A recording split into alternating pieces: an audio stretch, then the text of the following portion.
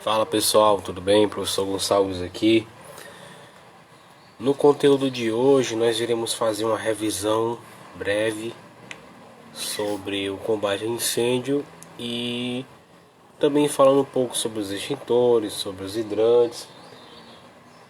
E caso vocês tenham alguma dúvida em relação a esse conteúdo, vocês podem procurar o grupo para tirar dúvidas, tá? Podem perguntar diretamente a mim, logo após o vídeo lá no grupo do WhatsApp. E vocês podem estar, pessoal, também relembrando todo o conteúdo que vocês não viram ainda ou que já viram e tem um conhecimento mais aprofundado em relação a isso por conta que já tiveram aula, tá? Então, dando continuidade ao conteúdo de combate a incêndio, hoje vai ser uma revisão sobre todo o conteúdo que a gente já viu, né? Separado em duas partes. Hoje será a primeira parte e que eu vou estar repassando aqui para vocês.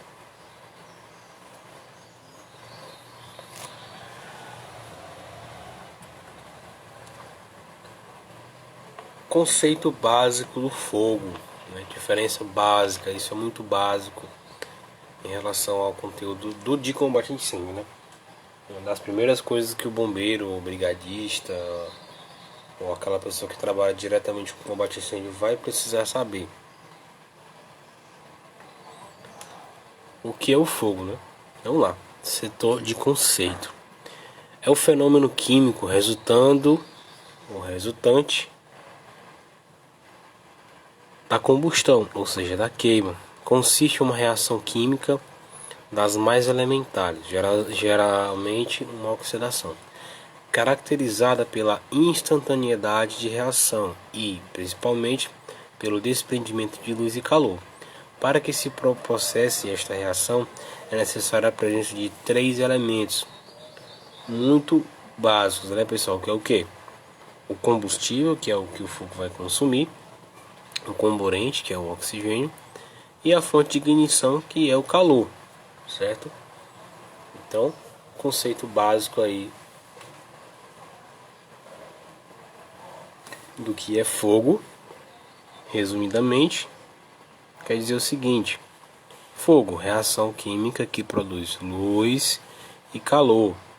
Incêndio, mesma coisa, porém ela é um fogo fora de controle, tá certo? Isso é uma questão muito básica, mas sem bobeira que ainda fica embananado ali, enganchado em relação a isso, tá?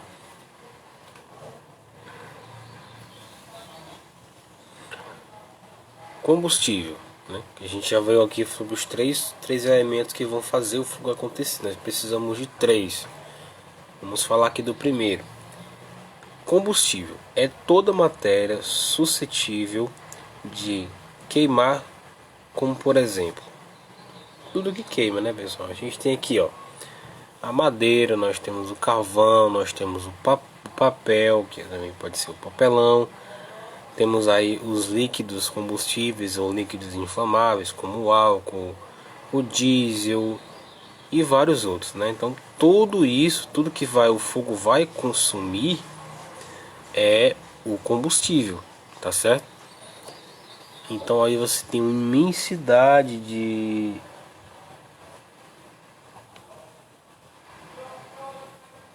de combustíveis. Por quê?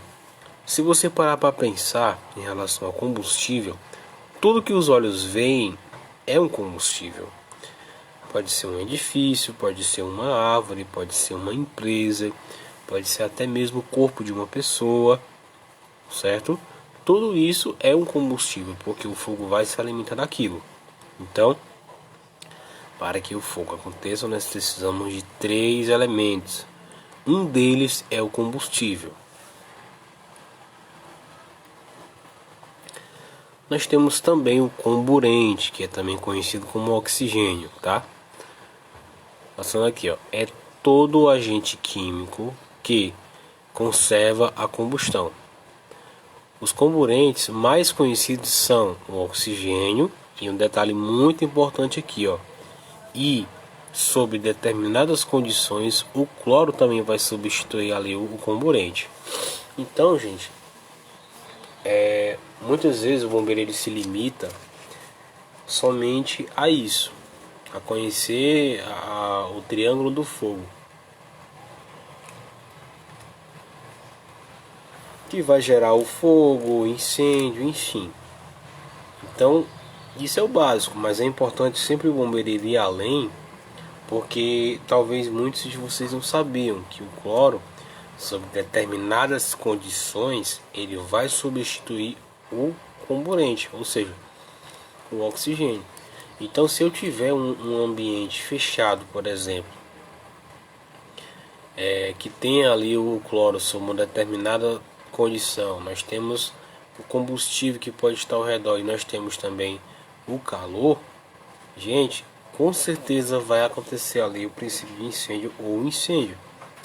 Então, por isso que é importante que vocês saibam as condições e o que é que vai estar ali sendo consumido pelo fogo, para que vocês possam fazer o combate de maneira correta, tá certo?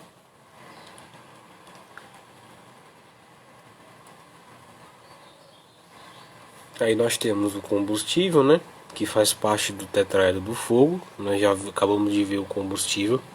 Aqui nós estamos vendo o comburente, que pode ser o oxigênio, eu acabei de falar, e sob determinadas condições também o cloro. Fonte de ignição, ou seja, o calor. Então, o calor, pessoal, trata-se do provocador da reação entre combustível e comburente, ou seja, reação do que vai estar sendo queimado e do oxigênio. Então, formando os três, gente, nós teremos aí a chama em si, tá? Lembrando, o calor ou fonte de ignição, que é a mesma coisa, vocês podem encontrar isso em literaturas diferentes. Ele vai trazer essa palavra aí que vocês podem confundir até com outra coisa, fonte de ignição com outra coisa, tá? Então, passando mais sobre falando agora sobre a proporcionalidade. Para que se inicie o fogo, é preciso haver adequadas condições entre com os componentes da reação, ou seja, entre o combustível, o comburente e o calor. Essa proporcionalidade é determinantes básicos do fogo, ou seja, o famoso triângulo do fogo, que é composto por três reações, pessoal. Primeira, a gente já viu mais atrás, que é o comburente, que também é conhecido como oxigênio, certo? E que o oxigênio ele pode ser ali substituído, né, como comburente o cloro sob determinadas condições, tá? Nós temos o combustível, que é tudo aquilo que vai queimar, tudo que vai ser consumido pelo fogo. Nós temos edifícios, florestas, fábricas, corpos. Tudo isso será consumido ali pelo fogo, gente. Então, tudo que será consumido eu chamo de combustível. E por último nós temos aí o calor. Tendo os três, a reação em cadeia vai acontecer. A proporcionalidade entre os três vai ocasionar ali a chama, certo? Então, preste muita atenção nisso aqui, gente. Se eu sei que o triângulo do fogo é composto por três, combustível, calor e comburente, obviamente nós teremos aí três formas de combater o incêndio. Vamos já falar deles agora. Mistura pobre, gente. Para resumir o que está escrito aí, é muito simples. A mistura pobre, ela só significa o quê? Que um dos três componentes que vão fazer o fogo acontecer, ela está em pouquíssima quantidade. Por exemplo, em um quarto nós temos aí guarda-roupa, cama, roupas, o colchão. Então tem muito combustível a ser queimado, né? Só que é um quarto fechado. É um quarto fechado, não tem circulação de oxigênio nem nada. Então ali o oxigênio, que pode ser o comburente, né? Ele está em pouca quantidade. E o calor, ele obviamente não vai conseguir se propagar ali porque tem pouco oxigênio. Então, quando um dos três ele se encontra em pouca quantidade, pouca que eu falo, pessoal, a ponto de não deixar ali o incêndio acontecer ou até nem começar o princípio de incêndio, então eu vou chamá-lo de mistura pobre, tá? Onde a chama ela não acontece, tá? Na mistura rica, pessoal, já é o contrário da mistura pobre. O que acontece na mistura rica? Existe um dos componentes, né? Ele está em excesso. Por exemplo, nós temos muito oxigênio, o local está ventando muito. Então isso pode acabar que apagando o princípio de incêndio e não deixando acontecer em determinada situação. Então, na mistura rica é quando um dos componentes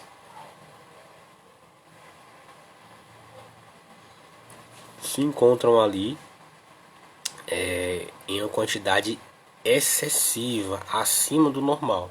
Isso vai ocasionar que não vai permitir que o incêndio aconteça.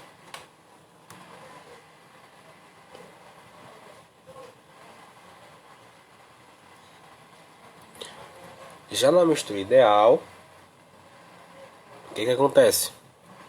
Na mistura ideal, pessoal, todos os componentes que vão precisar ali para o fogo acontecer, eles estão em proporções adequadas, ideais. Por isso o nome mistura ideal. Então, sendo assim, todos estão em proporção, o incêndio vai acontecer, como vocês estão vendo aí no exemplo. E o fogo ele vai acontecer e se propagar de maneira rápida também.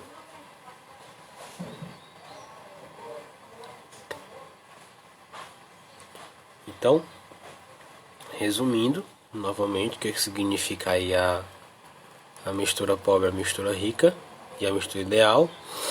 Nós temos aí o triângulo do fogo, tá? Onde na mistura pobre, um dos componentes do fogo ele está em pouquíssima quantidade, sendo assim não vai acontecer um incêndio.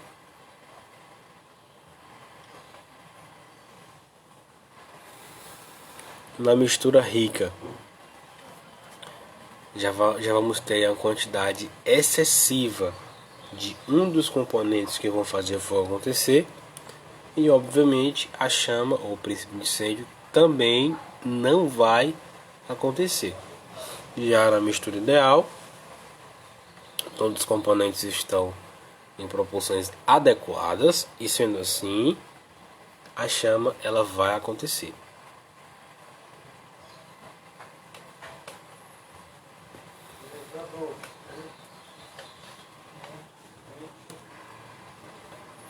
Aí um pequeno exemplo, né, sobre esse conteúdo, onde fala sobre as misturas e o que elas podem, como elas podem acontecer ou não, certo?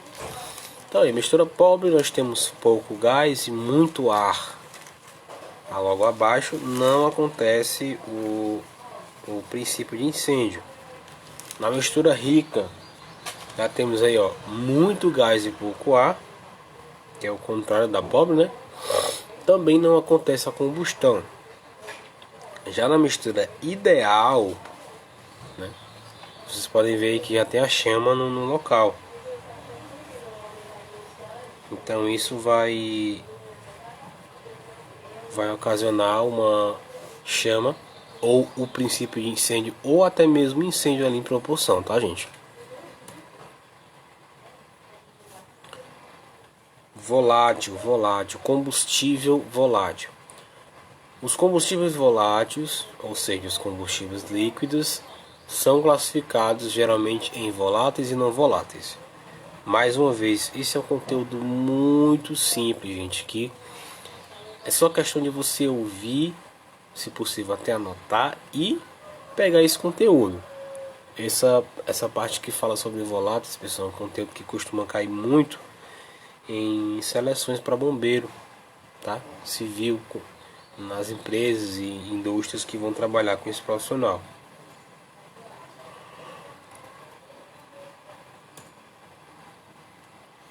Combustível volátil, vamos lá. Diz que o combustível é volátil quando a temperatura ambiente emana vapores capazes de se inflamarem. Exemplo, a gasolina, a nafta, o éter, o hexano, o tleno, o benzeno. Observação logo abaixo. Todo produto que emana vapores a temperatura ambiente é denominado produto leve, ou seja, é um produto volátil. Professor, como assim? Eu não entendi. Deixa eu dar aqui um exemplo para vocês. Nos exemplos aí no meio, nessa área aqui que fala, ele fala, dá um exemplo da gasolina. Tudo bem. Imagine essa situação. Você está com seu transporte, seu carro, sua moto. Você vai no posto para abastecer. Se você reparar bem, ali onde está sendo abastecido o transporte, vai estar ali saindo alguns vapores, mesmo sem ter chama nenhuma, mesmo sem ter fogo nenhum. Então, de cara você já vê que a gasolina e o álcool, né? O álcool, o benzeno, o tleno, o hexano, eles são combustíveis voláteis. Por quê? Porque eles emanam vapores em temperatura ambiente. Ou seja, eles não precisam de fogo, nem calor, nem frio, para já desprender vapores ali e se incinerar em questão de segundos por conta da situação. Então, no combustível volátil é quando ele emana vapores. O exemplo da gasolina aí, na hora que você vai abastecer o seu transporte, é o exemplo mais comum que é utilizado.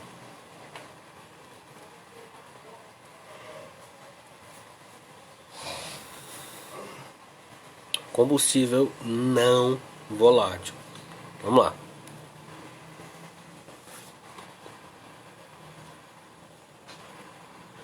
Disse que o combustível não volátil é quando não emana vapores a temperatura ambiente, ou seja, o óleo, que também é um combustível e etc. Então, imagine essa situação. Você chega em casa, no trabalho, vai almoçar, você vai fritar ali um peixe, um frango, uma carne. Você coloca o óleo na frigideira, mas não liga ali, não aciona o fogão.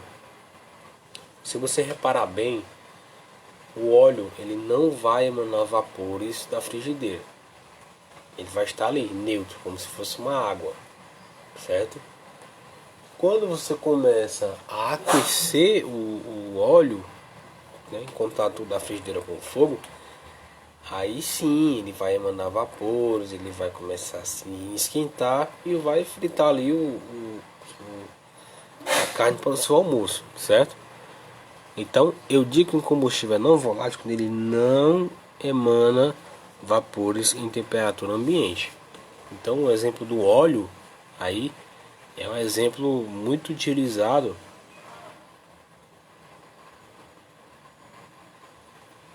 para que a gente possa entender sobre a diferença entre um e outro.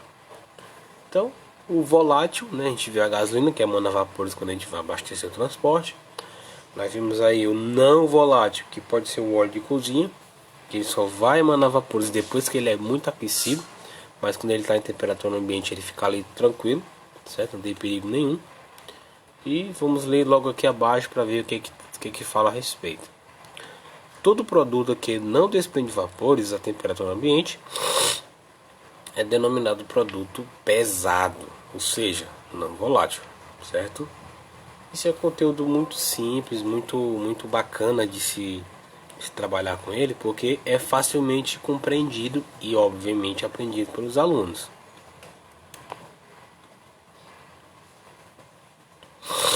Ponto de fulgor. Outra dúvida muito grande dos alunos é isso aqui, gente. Então, ouçam com atenção para que vocês não se percam, para que vocês não fiquem com dúvidas, tá?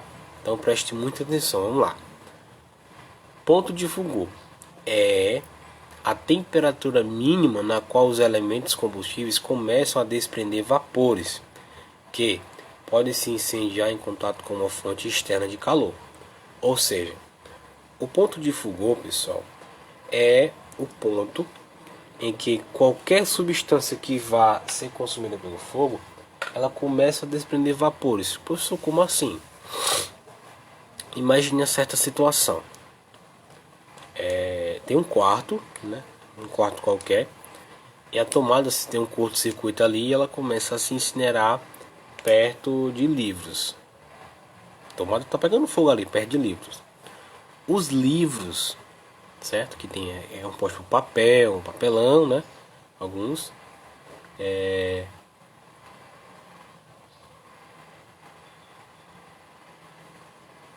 Por estarem próximos àquela tomada que está se incinerando, eles vão começar o quê? Vão começar a ser aquecidos, vão começar a esquentar.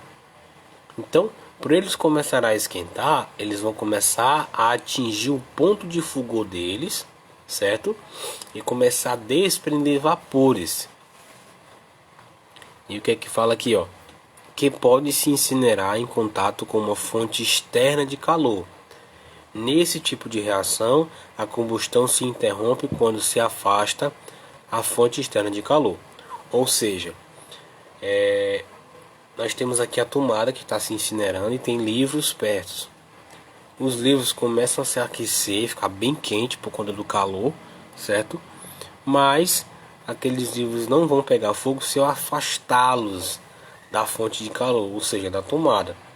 Então, o ponto de fulgor, pessoal, é todo o material que ele começa a ser aquecido, começa a esquentar ali com o calor do ambiente, e ele começa a desprender vapores, e assim, né, ele vai se incinerar, muitas vezes sem precisar ter contato com o fogo, somente pelo calor, pela temperatura ao redor.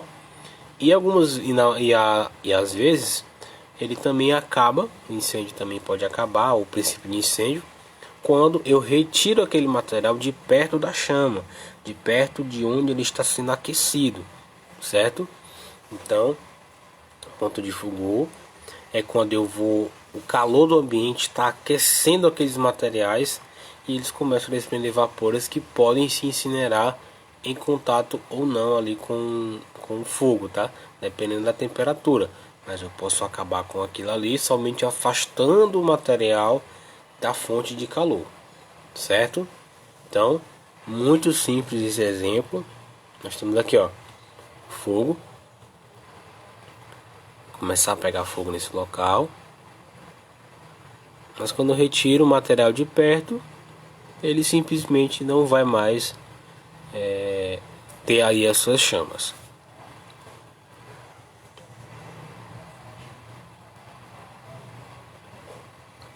Ponto de combustão, ou seja, ponto de queima, ponto que já começa a queimar. Vamos lá. Quando é que o material atinge o ponto de combustão dele, professor? Vamos ler aqui primeiro o que é que fala, ó. É a temperatura mínima na qual os gases desprendidos dos elementos combustíveis, ao tomarem contato com uma fonte externa de calor, entram em combustão e continuam a queima mesmo se retirada a fonte de ignição.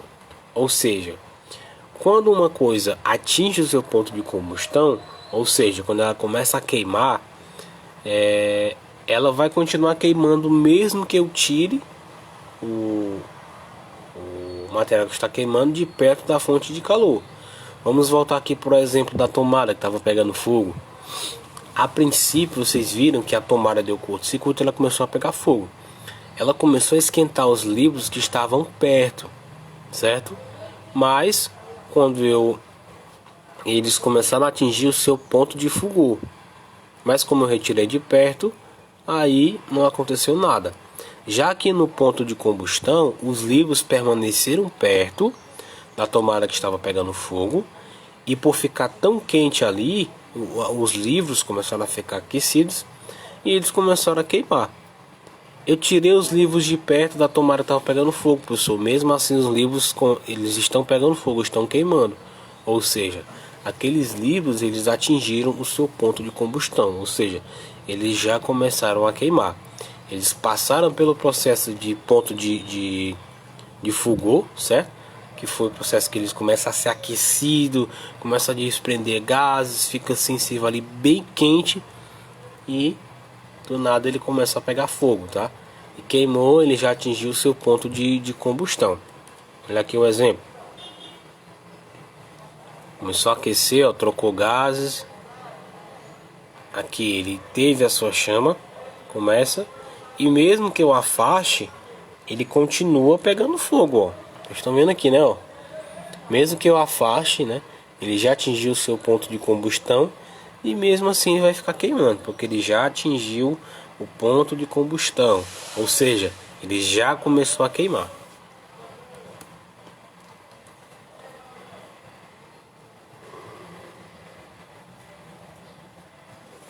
Vamos aqui para o ponto de ignição. Professor, o que é o ponto de ignição? Vamos ler aqui o texto primeiro. Ponto de ignição é a temperatura mínima na qual os gases desprendidos dos elementos combustíveis entram em combustão apenas pelo contato com o oxigênio do ar. Ou seja, independente de qualquer fonte de calor. Aqui, pessoal, no ponto de ignição, o que acontece? Vou voltar para o exemplo lá da tomada dos livros. A tomada continua pegando fogo, certo? Os livros estão próximos, os livros começam a ser aquecidos, começam a esquentar ali por conta do calor. E por conta de ser tão quente, os livros, sem ter contato nenhum com o fogo, eles começam a se incinerar. Eles começam a queimar. Por quê? Porque eles atingiram o ponto de ignição deles por conta do calor que estava tendo ao redor, certo? Esse é um exemplo muito básico de se conseguir entender melhor sobre esse tipo de material, certo? Então vamos lá, ó. Um exemplo. Pegando fogo, começou a desprender vapores e aqui ele começou a pegar fogo, certo? Isso sem ter contato nenhum com a chama, somente com o calor. Digamos que aqui dentro, pessoal, tem óleo de cozinha, por exemplo, digamos que seja uma frigideira, um tambor grande, né, de óleo. Aqui está sendo aquecido, vocês estão vendo. Aqui ele começa a desprender os gases, os vapores, e perceba que o óleo interno que está dentro dessa vasilha, ele não está em contato com o fogo, né?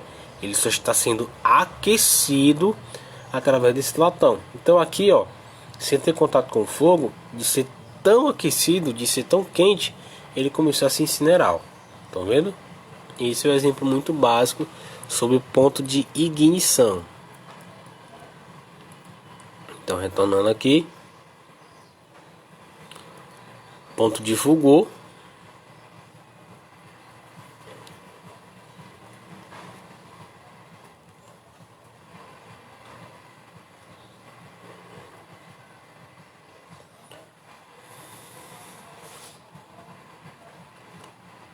Ponto de combustão.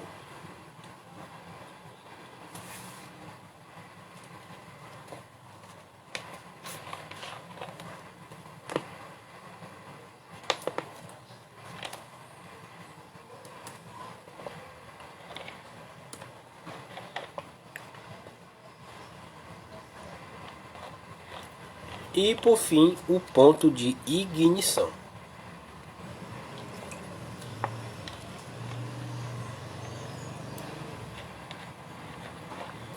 Agora, pessoal, a gente vai falar sobre as técnicas de extinção do fogo, ou seja, como é que eu vou apagar? Quais técnicas que eu vou utilizar para apagar?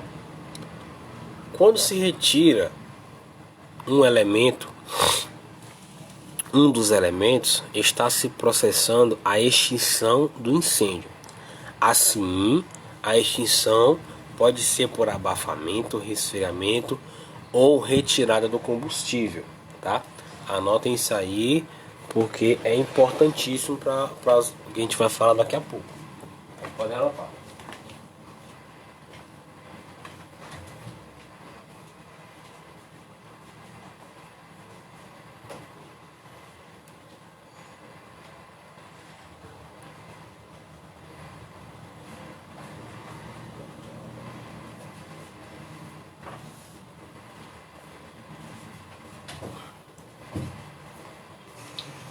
Digamos que vocês, pessoal, possam, mais à frente, vocês vão fazer um questionário de combate a incêndio.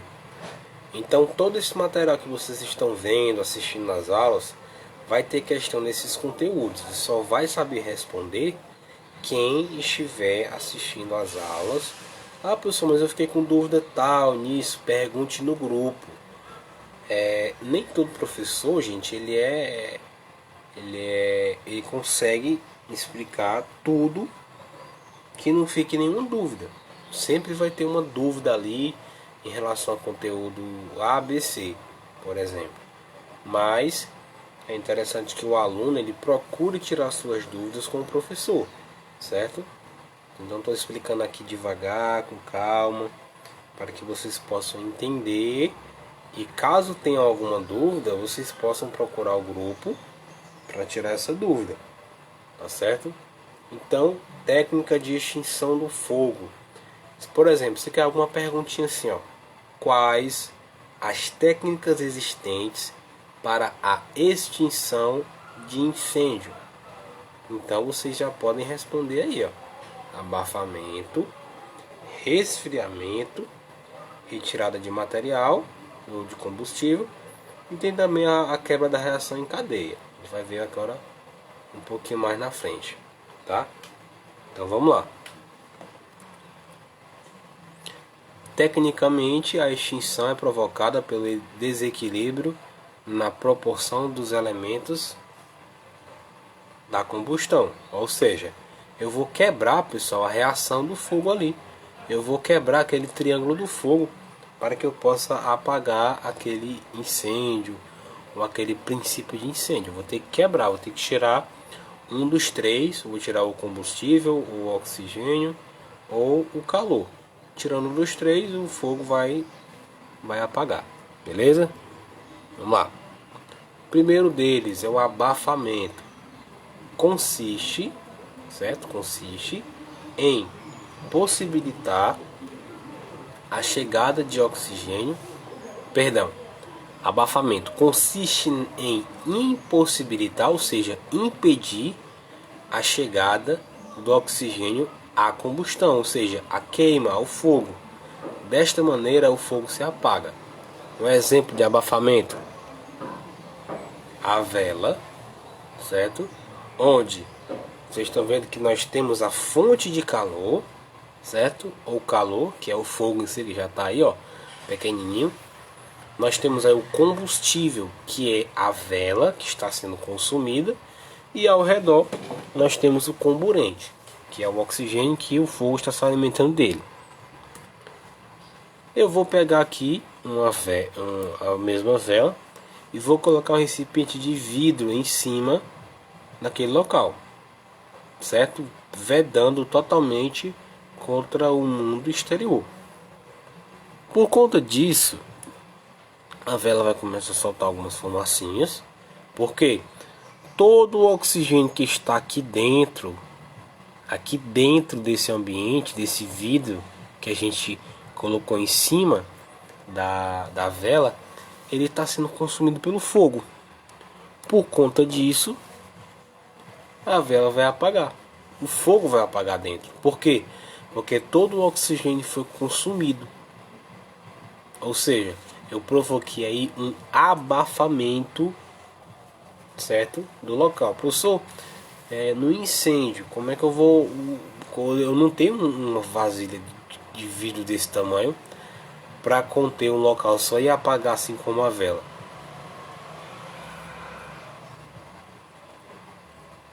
Mas entenda, pessoal, não é esse procedimento que eu quero que vocês façam. Eu só quero que você entenda o que é que acontece no abafamento, certo? No abafamento eu retiro o oxigênio, certo? Não esqueçam, se cair alguma perguntinha aqui, assim, o que é feito no processo de abafamento em relação ao incêndio? Ou seja, o que acontece no abafamento? O que é que você faz? Então o aluno teria que explicar o que é feito, certo? E basicamente é isso: retirada do oxigênio da combustão, ou seja, retirada do oxigênio do que vai estar ali sendo consumido pelo fogo. Temos aqui o resfriamento. Preste muita atenção nisso aqui também, gente. Vamos lá. Quando se baixa a temperatura de ignição, ou seja, da chama que vai estar ali, extingue-se o fogo por resfriamento. Vamos lá, um exemplo aqui de resfriamento. Como é que eu vou combater por resfriamento, pessoal? Nós temos aí uma chama normal, tá? Uma fogueira, onde eu tenho a mesma mangueira e vou jogar água. Joguei água, a chama vai o quê? Ela vai apagar. Por quê? Porque nesse procedimento eu provoquei a reação de resfriamento, ou seja, eu resfriei o local. Como é que eu resfrio o local? Jogando água. Beleza? Muito simples. No resfriamento eu retiro o calor, ou seja, eu vou molhar ali o local.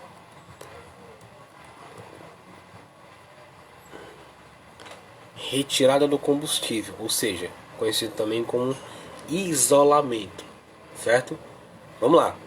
Na retirada do combustível ou isolamento, que é a mesma coisa, o que que acontece? Nós temos aqui, pessoal, nesse canto, nós temos um container onde ele está queimando gasolina. A gasolina, pessoal, ela só vai queimar em superfície, certo?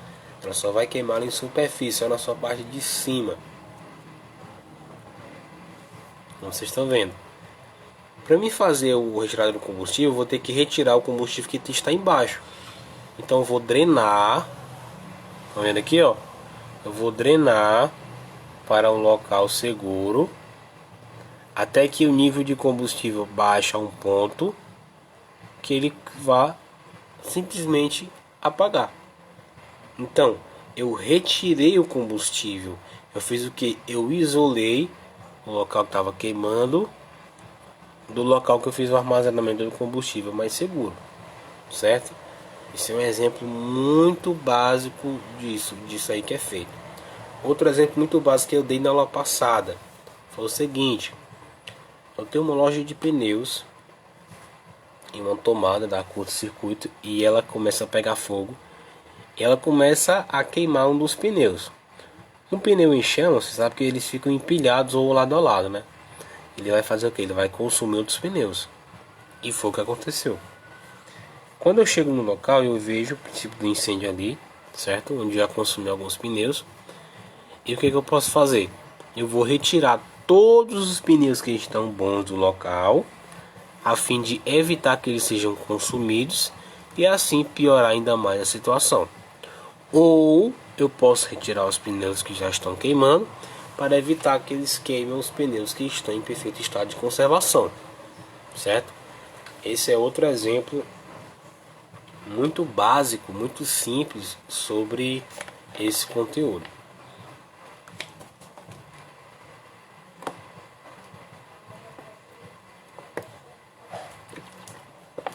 Então, nas técnicas de extinção do fogo nós temos o abafamento, onde eu vou retirar o oxigênio. Temos aí o exemplo da vela. No resfriamento nós temos aí o exemplo da fogueira, onde eu jogo água e ela vai apagar porque eu resfriei o local do incêndio. E nós temos aqui, né, a retirada de combustível, onde eu vou retirar o material que está em perfeito estado de conservação, a fim de evitar que ele seja consumido e que o material que já está em combustão, ou esteja queimando, ele seja consumido até que acabe o seu combustível, certo?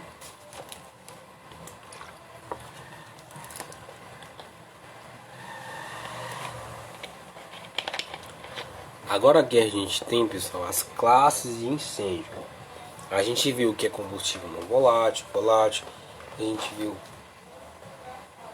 as formas de combate a incêndio, combate a incêndio, que é o abafamento, o resfriamento e a retirada de material. Agora a gente vai aqui para as classes de incêndio, ou seja, Tudo isso, tudo que queima, elas são classificados em classes. É importante que o bombeiro saiba todas elas. Nós temos a classe A. Classe A: material que queima em superfície e em profundidade e deixa resíduos. Perdão. Professor, me dê alguns exemplos de material que queima em superfície e em profundidade e deixam resíduos. Muito simples. Por exemplo, a madeira. A madeira, pessoal, ela vai queimar ali na sua superfície, né? Quando ela é exposta ao fogo, certo? Vai queimar aquela parte de fora dela. E logo em seguida, ela vai ser consumida internamente, ou seja, em profundidade.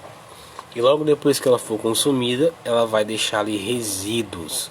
Então, isso se encaixa aí para a madeira, para o papelão, para camisas, para cama, guarda-roupa, veículo de transporte, edifícios, ou seja, tudo que você sabe que vai queimar e vai deixar restos, resíduos, eu classifico como classe A, certo?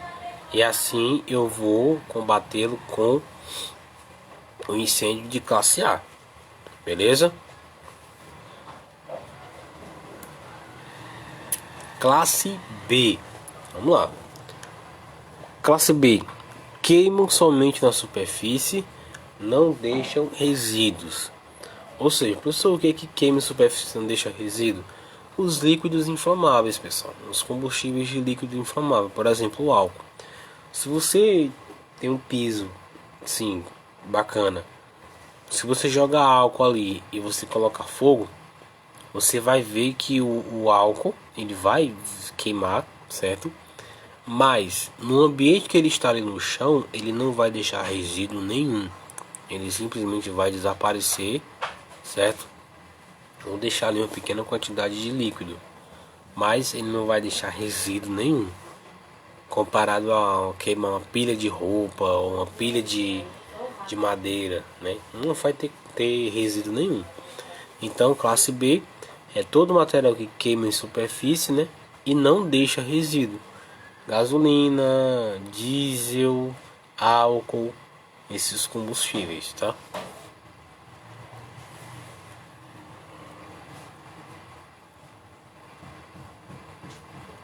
Temos aí o classe C. O que fala a classe C? São os que ocorrem em equipamentos elétricos energizados. Ó, observação para cá. O classe C, pessoal, é somente quando algum material esteja ligado na tomada ou na rede elétrica, certo? Aqui nós temos um exemplo de um notebook e de uma lâmpada.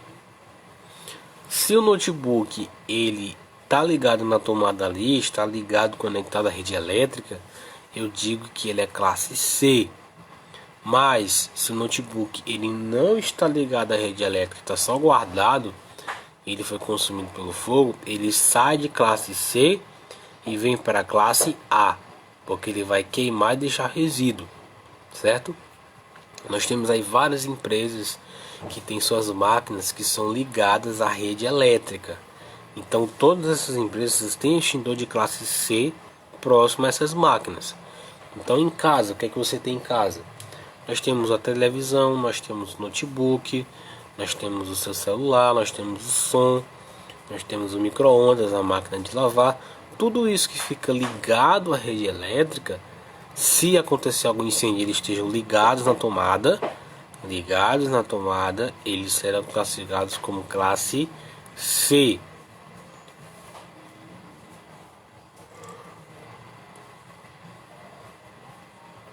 E isso vai fazer com que você acerte o seu diagnóstico do que está acontecendo e do que está sendo queimado ali no local do incêndio.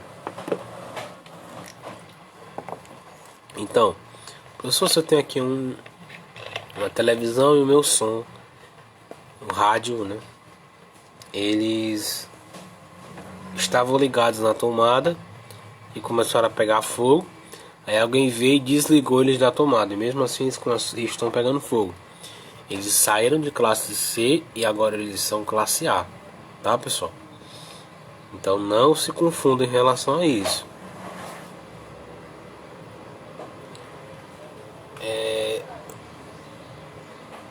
Classe D são os que ocorrem em metais pirofóricos, ou seja, alguns metais pesados, gente. Esses metais pesados eles são difíceis de se encontrar, mas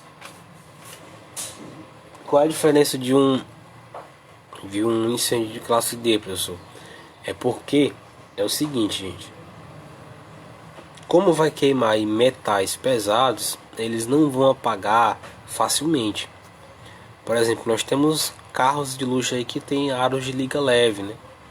De magnésio, alguns têm sódio e tal. Então, quando esses carros eles se incendeiam, eles pegam fogo, as suas ligas leves, né, na parte das rodas, dos pneus, os pneus serão consumidos, mas a liga leve ali, o aro, ele vai continuar pegando fogo incessantemente, porque ali é um metal pesado, certo? É um metal pirofórico, e isso vai ocasionar um incêndio nesses tipos de metal, tá certo?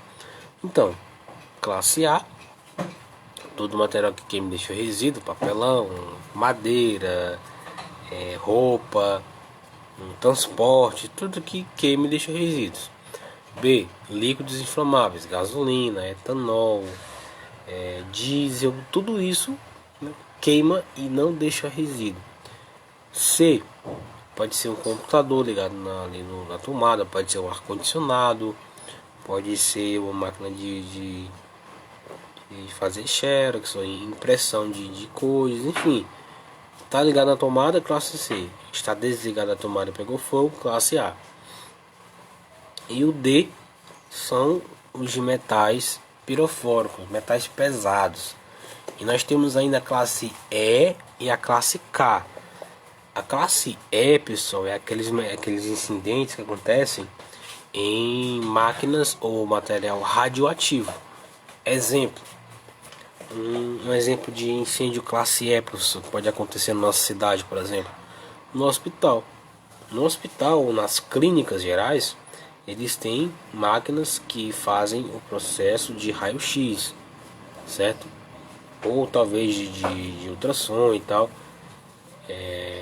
Se acontecer algum incêndio nessas máquinas, nesse maquinário, é incêndio classe E. Por quê?